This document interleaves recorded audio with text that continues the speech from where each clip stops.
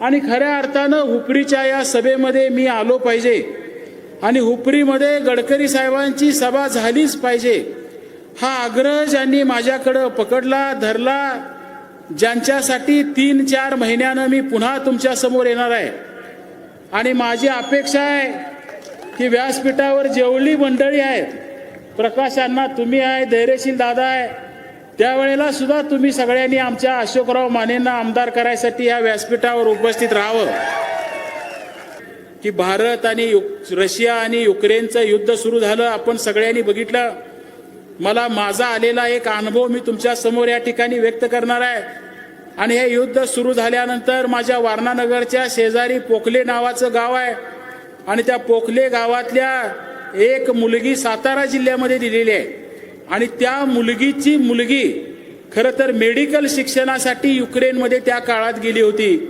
आणि ज्या वेळेला युद्ध सुरू झालं तिचा आणि तिच्या आईवडिलांचा फोन झाला आणि ती सांगायची ज्या ठिकाणी आम्ही राहिलोय तिथल्या तळघरात आम्हाला थांबायला सांगितलंय, आमच्या बिल्डिंगच्या शेजारी बॉम्ब पडतायत, गोळ्या प्रचंड प्रमाणात उडवल्या जाण्याचे आवाज येत आहेत, लाईट गेलेली आहे, 2 दिवस आम्हाला खायला काय मिळालेलं नाही, मोबाईलचं चार्जिंग पुरणार का उतरणार, नेमकं आम्ही जगणार का मरणार, अशा अवस्थेत आम्ही त्या बिल्डिंगच्या खालीमध्ये बसलोय. मला सांगा, तुमच्या आणि माझ्या घरातली जर एखादी मुलगी अशी परदेशामध्ये अडकली असेल आणि त्या देशात जर अशी युद्धजन्य परिस्थिती झाली असेल, तुमच्या आणि माझ्या मनावर किती मोठं प्रेशर असेल.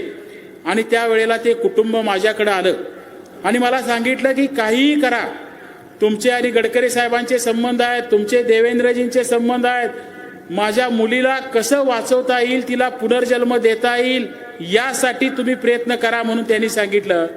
मला सांगितलं पाहिजे, मला दिल्लीच्या राजकारणातलं दिल्लीच्या कामकाजाची एवढी माहिती नव्हती आणि मी प्रामुख्यानं दिल्लीमधल्या काही सहकाऱ्यांना फोन करून सांगायचा प्रयत्न केला की असा असा प्रकार माझ्या मतदारसंघातल्या एका मुलीच्या बाबतीत घडतोय.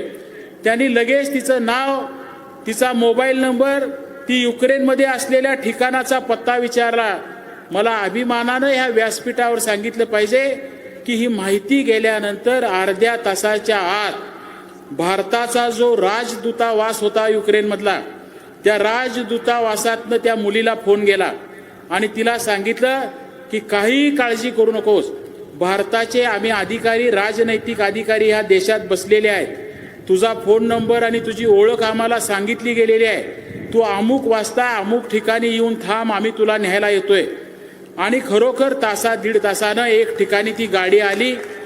तिला न्यायासाठी म्हणून अनेक मुलांना ती गाडी घेऊन पुढे निघाली होती. तिलाही त्या गाडीत घेतलं गेलं आणि त्या गाडीला भारताचा झेंडा लावला होता. आणि ती गाडी त्या युक्रेनमधून बाहेर पडत असताना काही ठिकाणी रशियाच्या पोस्ट, काही ठिकाणी युक्रेनच्या पोस्ट आणि भारताचा झेंडा लावलेली ही गाडी जात असताना युद्ध थांबवलं गेलं, गोळीबार थांबवला गेला. ही गाडी त्यातून पुढे निघून आली आणि ती मुलगी ज्या वेळेला वारणेला मला भेटायला आली, तिचे आई वडील ज्या वेळेला वारणेला भेटायला आले, मला आजही तो दिवस आठवतोय. म्हणजे त्यांना रडायचं का हसायचं कळत नव्हतं, आनंद व्यक्त करायचा का पुन्हा जन्म मिळाला म्हणून परमेश्वराचे आभार मानायचं कळत नव्हते. मला तुमच्या हुपरीवासियांना सांगितलं पाहिजे, तुम्हाला काय वाटते मला माहिती नाही, पण ह्या भारत देशाचा नागरिक म्हणून रशिया आणि युक्रेन सारख्या प्रगत देशांचं चाललेलं युद्ध भारतीय विद्यार्थ्यांना बाहेर काढायला थांबवण्याची ताकद जर माझ्या देशामध्ये असेल, माझ्या पंतप्रधानमध्ये असेल, तर ह्या देशाचा नागरिक असल्याचा अभिमान माझ्या मनाला वाटला. आज ह्या देशामध्ये पुन्हा आपण काय करायचं, खरोखर 7 तारखेला मतदानाला जाण्याच्या अगोदर ह्या सगळ्या प्रश्नांची उत्तरं शोधायचा प्रयत्न करा.